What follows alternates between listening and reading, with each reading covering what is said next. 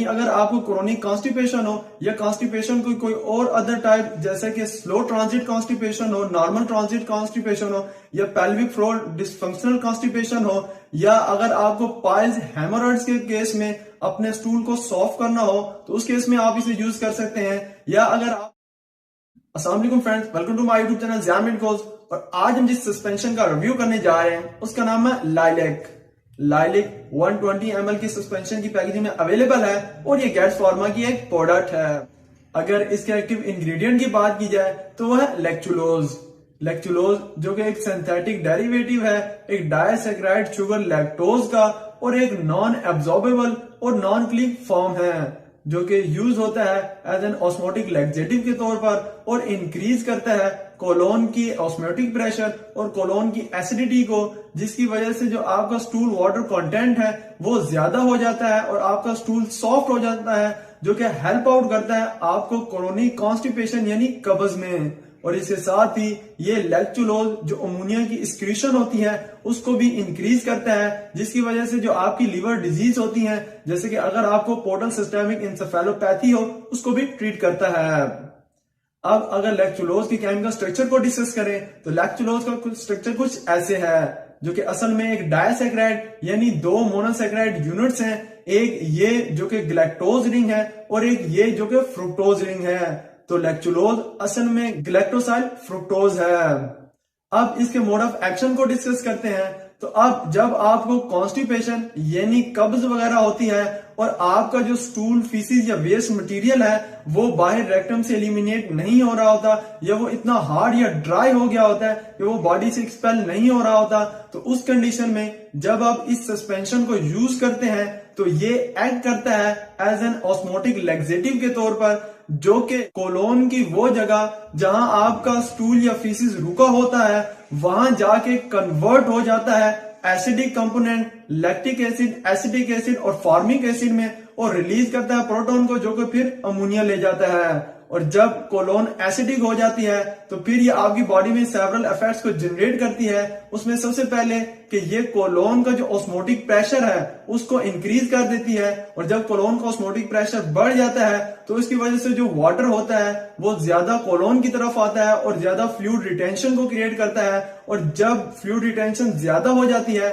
तो इसकी वजह से जो आपका स्टूल या फीसिस होता है जो कि हार्ड हो चुका होता है वो सॉफ्ट हो जाता है और इसके साथ ही जो कोलोन की मूवमेंट है वो भी इजी हो जाती है, जिसकी वजह से जो आपका फीसिस है वो इजीली आपकी बॉडी से बाहर आउट होता है और इस तरह से आपको जो कब्ज होती है या क्रोनिक कॉन्स्टिपेशन होती है वो ट्रीट होती है। इसके साथ ही ये लैक्टुलोज आपकी गट में जो प्रोबायोटिक बैक्टीरियाज होते हैं जो कि आपकी डाइजेस्टिव सिस्टम में या डाइजेस्टिव ट्रैक्ट में हेल्प आउट करते हैं उनकी ग्रोथ को भी इंप्रूव करता है। और इसके साथ ही अमोनिया जो कि एक टॉक्सिक मेटाबोलाइट है और आपकी बॉडी में टॉक्सिसिटी और हार्मफुल इफेक्ट्स को जनरेट करता है और ये अमोनिया आपकी जो कोलोन होती है वहां पे प्रेजेंट होता है, वहां से एब्जॉर्ब होता है। तो ये लैक्टुलोज उस टॉक्सिक मेटाबोलाइट अमोनिया को अमोनियम आयन में कन्वर्ट कर देता है जो कि इजीली एब्जॉर्बेबल नहीं होता और इस तरह से आपकी बॉडी में टॉक्सिसिटी भी प्रोड्यूस नहीं होती और आपकी जो लीवर डिजीज होती है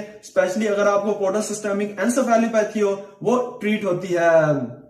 अब इसके यूजेज और क्लिनिकल एप्लीकेशन को डिस्कस करते हैं। तो ये ड्रग यूज होती है एज अ लैक्सेटिव के तौर पर जो कि आपके फीकल प्रॉब्लम यानी अगर आपको क्रोनिक कॉन्स्टिपेशन हो या कॉन्स्टिपेशन कोई और अदर टाइप जैसे कि स्लो ट्रांजिट कॉन्स्टिपेशन हो, नॉर्मल ट्रांजिट कॉन्स्टिपेशन हो या पेल्विक फ्लोर डिसफंक्शनल कॉन्स्टिपेशन हो, या अगर आपको पाइल्स हेमोरॉइड्स के केस में अपने स्टूल को सॉफ्ट करना हो तो उस केस में आप इसे यूज कर सकते हैं। या अगर आपने बहुत ज्यादा ओपियोइड एनाल्जेसिक जैसे कि कोडीन, मॉर्फिन या ट्रामाडोल वगैरह यूज की हो जिसकी वजह से आपको क्रोनिक कॉन्स्टिपेशन की कॉम्प्लिकेशन रेज हो रही हो तो उन सब केस में आप इसे यूज कर सकते हैं। इसके साथ ही अगर आपकी बॉडी में अमोनिया का लेवल ज्यादा हो गया हो जिसकी वजह से आपको लिवर डिजीज जैसे कि हिपैटिक इंसेफेलोपैथी हो जो कि असल में एक न्यूरोसाइकाट्रिक डिसऑर्डर है जो कि इंपेयर करता है आपके ब्रेन फंक्शंस को और आपकी जो मूड, थिंकिंग, स्लीप या आपके जो पर्सनैलिटी ऑर्डर होता है वो डिस्टर्ब हो जाता है, तो उन सब कॉम्प्लिकेशन के केस में आप इसे सेफली यूज